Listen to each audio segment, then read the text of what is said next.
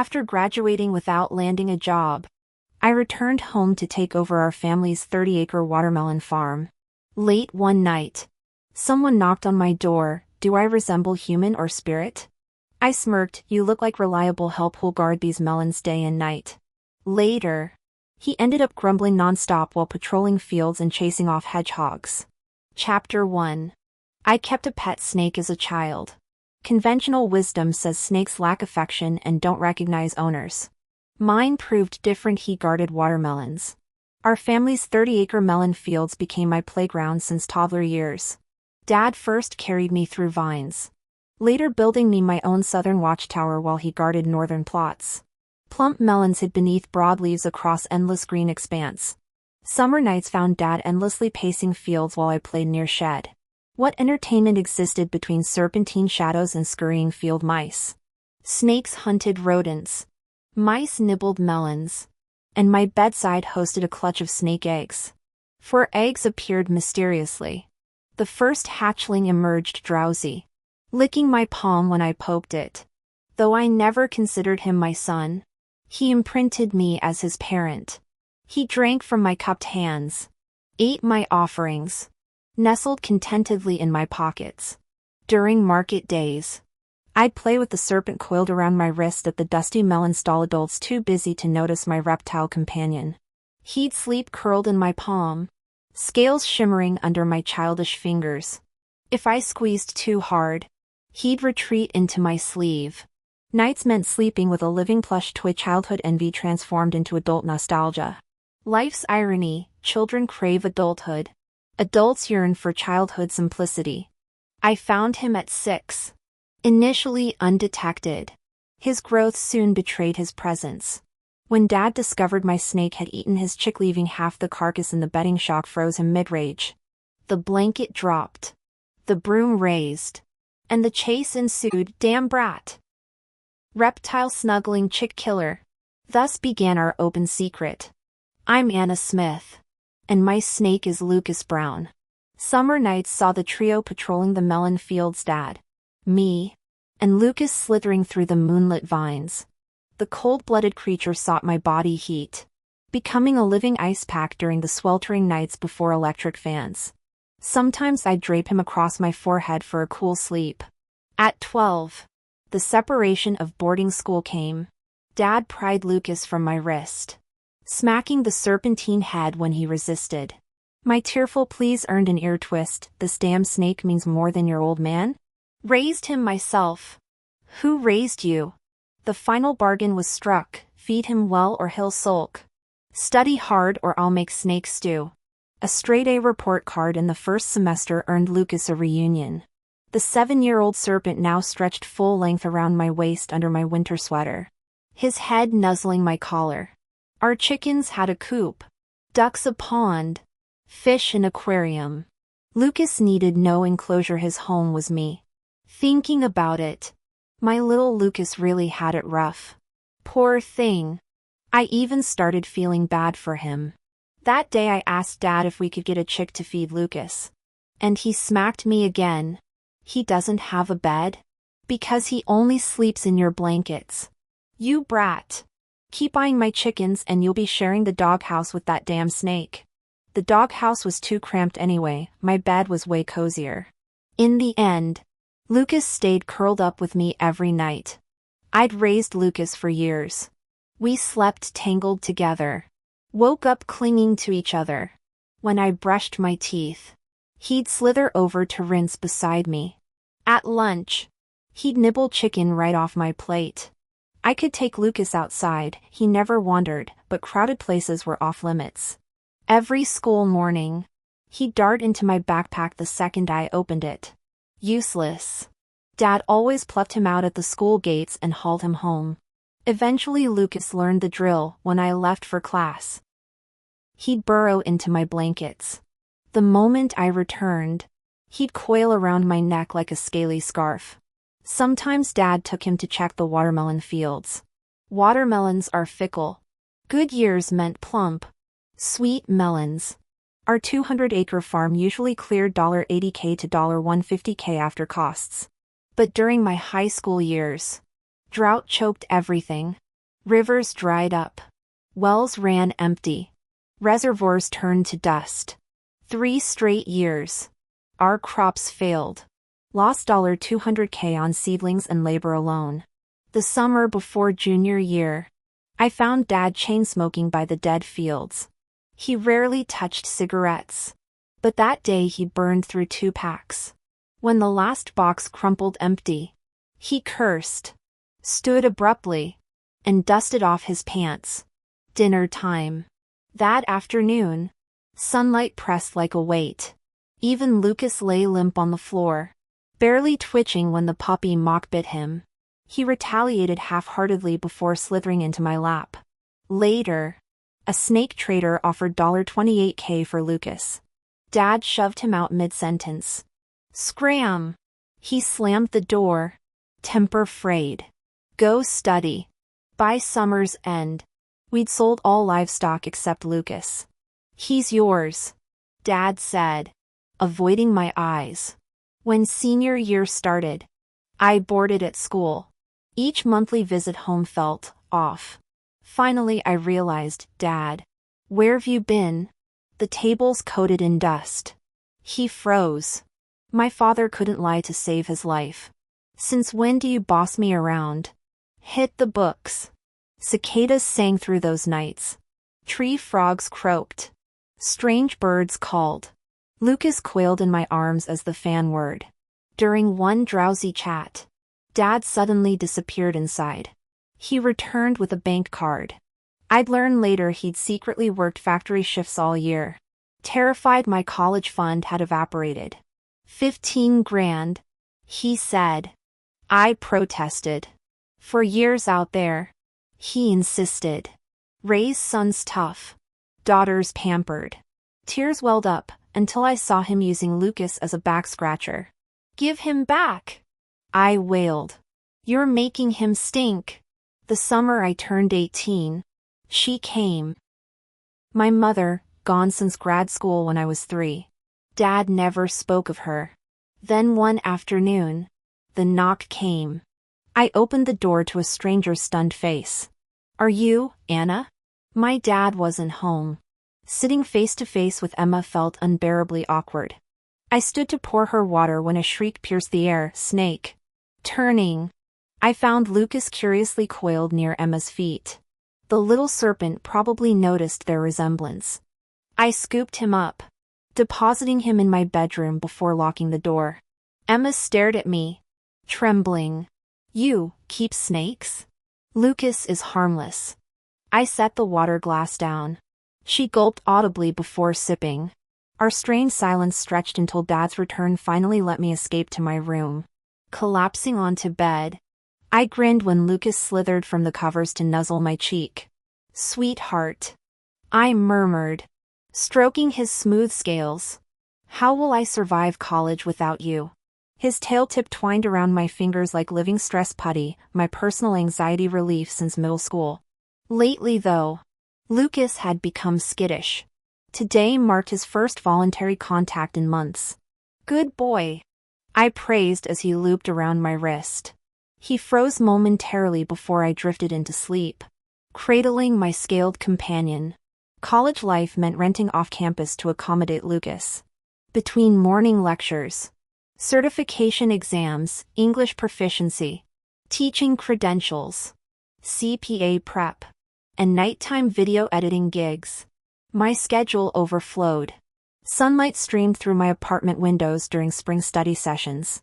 Lucas draped across my lap until textbook pages annoyed him.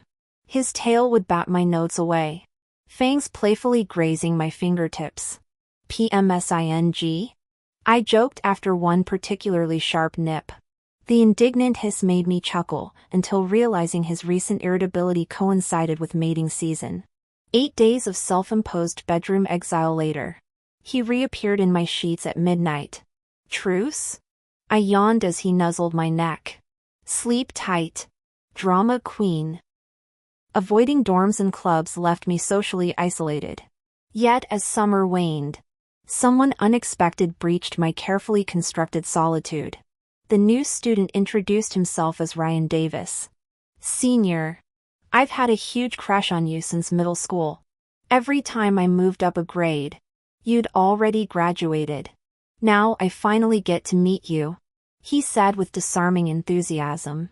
Though flattered, my bipolar tendencies made me wary of rushing into relationships. After an awkward pause, I declined as tactfully as I could manage. "I don't date younger guys." Months later, while buried in internship applications, I opened my dorm door to find Ryan catching his breath outside.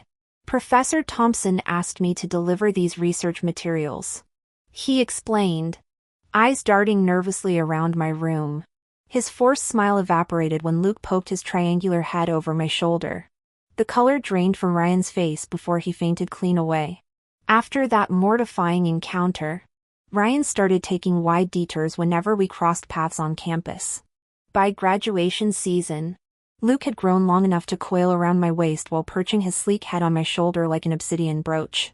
The clingy adolescent serpent insisted on riding along during my job interviews, his cool scales brushing my neck whenever anxiety spiked. My promising internship collapsed when HR quietly admitted the full-time position had been earmarked for the CEO's nephew. For weeks I trudged through rejection emails, until Dad's emergency call about his herniated disc sent me rushing home to our family's watermelon farm. 200 acres of plump emerald melons mocked me from vine-laden fields. After hiring 4 temporary workers at $1,000 monthly wages, I watched enviously as Old Man Lee's grandson single-handedly hauled 3 melon crates at once. "Real laborers aren't hired with money," the wizened farmer chuckled, nodding at the shirtless college athlete sweating in his fields. "You need to find yourself a hardworking boyfriend." That night I scolded Luke while patrolling moonlit rows. "This is your fault. I could have had free farm labor if you hadn't scared off my suitors." The python nuzzled my cheek apologetically, his forked tongue flickering like blacklight velvet. Exhausted, I fell asleep curled around his muscular coils, only to jolt awake hours later grasping empty bedsheets. The digital clock glowed 2:47 a.m. My drowsy fingers groped cold mattress fabric. "Luke?" I whispered into the darkness, sudden dread piercing my chest. Moonlight spilled across vacant hardwood floors where no serpentine shadow stirred. I had such a big snake that was still curled up in my blankets before bed.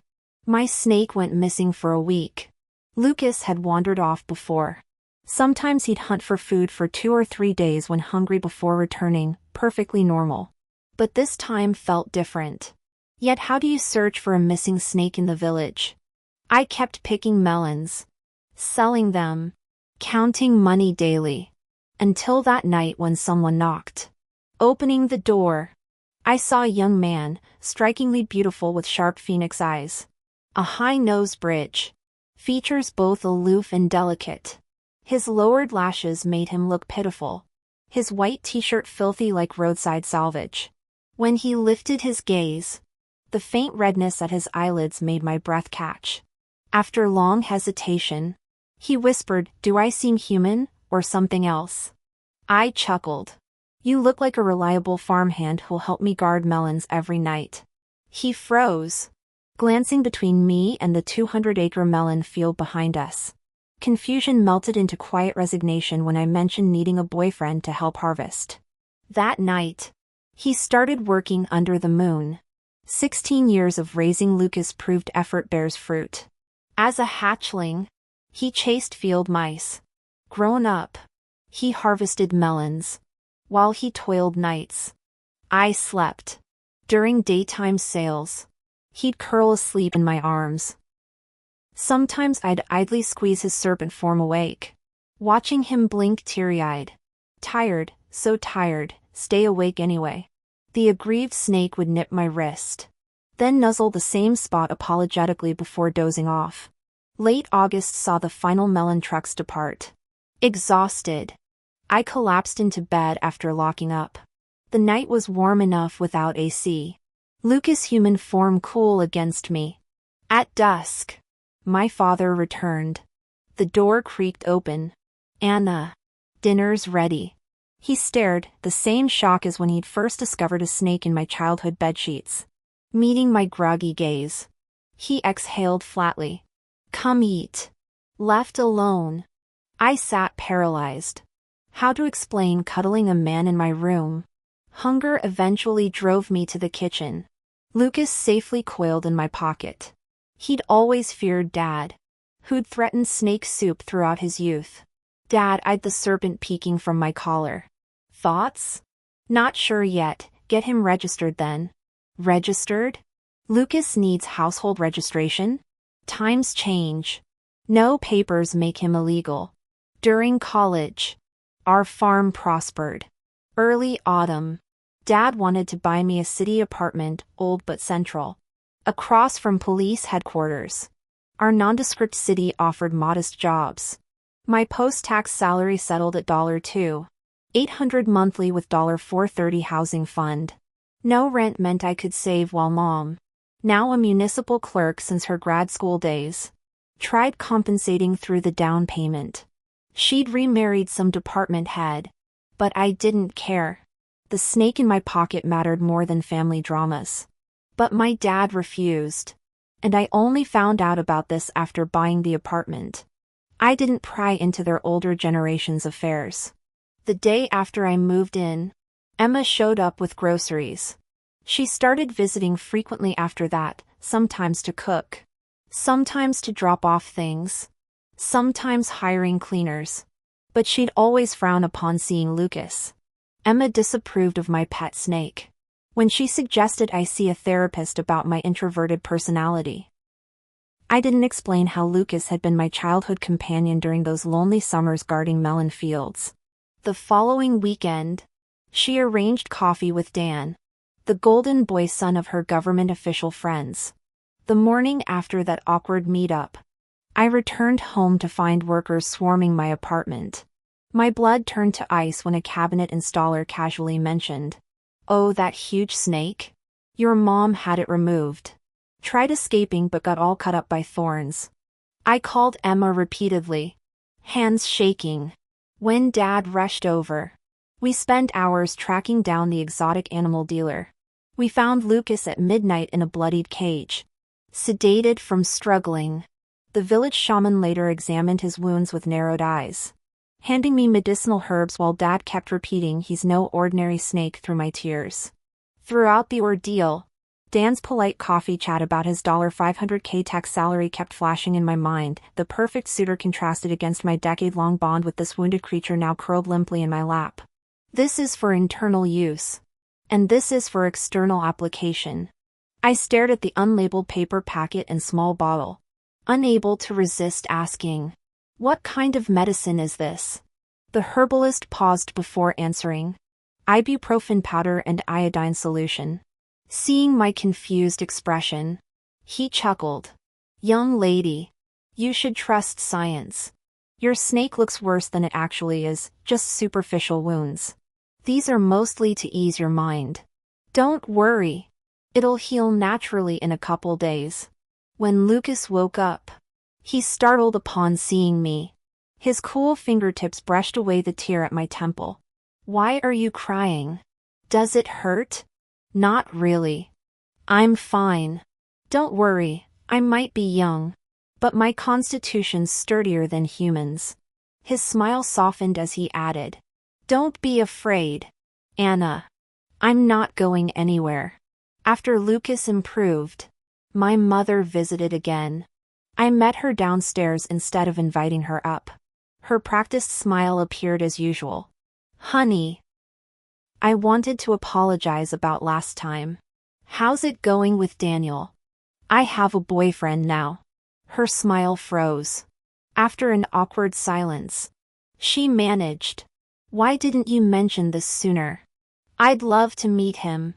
"I don't want you to." Her face tightened. "Anna, you can't talk like that. That's just a snake. I'm your mother, your biological mother who carried you for 9 months. When you were born, you cried day and night," she rambled on while I stood silent until my father arrived with groceries. Spotting us at the community gate, Dad approached carrying a plucked goose for weekend stew. Hearing Mom's complaints, he sighed. "Emma, you've got other children now. Why keep hounding Anna? She's 23, old enough to make her own choices. Let's be honest. She's not rejecting you. She simply doesn't know you.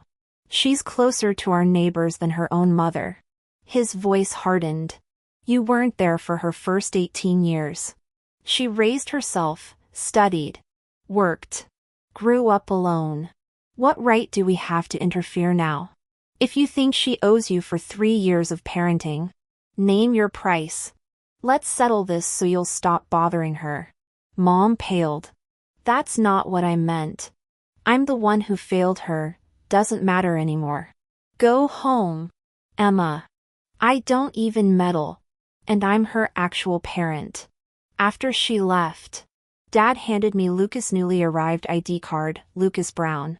Mailed from our village. The poetic name Jibe had become Lucas Brown. Where's your snake? Dad asked while prepping the stew. Hibernating in the guest room. Why are you so chill about this? Village mystics? Seen plenty. Besides, he's your pet. Your choice. That night, I tossed restlessly until cool arms encircled me. Lucas nuzzled my neck. Voice sleep-roughened. You're upset. Hold me. How do you know? You always get like this after seeing her. Flicking on the bedside lamp, I covered his sharp eyes with my palm and kissed him. He froze, then pressed his lips to my wrist. When he looked up, his crimson-tinged gaze glowed with otherworldly allure. She doesn't like you. I muttered petulantly. How dare she? You're mine. His grip tightened. Yours. Damn supernatural charmer. Now Lucas spends his days learning to cook human food. Thanks to my dad. I never had to cook growing up. Now that I'm working, I've been ordering takeout every day. My dad couldn't stand watching anymore. So he yanked Luke out of bed. Since she won't cook, you'll do it. Lucas was still groggy but obediently tied on the apron. He yawned while heating oil in the pan. I hovered near the kitchen, opening and closing my mouth until Dad glared at me, making me forget whatever protest I'd mustered. For dishes and a soup became his daily routine for a week until Dad finished teaching him. By summer, Lucas got his driver's license. He started delivering homemade lunches to my office after Dad's strict 4 dishes and a soup mandate. The meals arrived piping hot at precise times, served with ceremonial flair. Colleagues marveled at my gourmet containers, eventually begging to pay for their own portions. When I asked Lucas, he agreed to try. I helped him obtain a health certificate and business license. His 2-hour lunchtime operation became wildly successful, spotless kitchen. Incredible flavors. At month's end, I calculated his earnings. Lucas bought Dad a massage chair with his first profits. Why nothing for me? I pouted. He turned with solemn intensity. I studied massage techniques.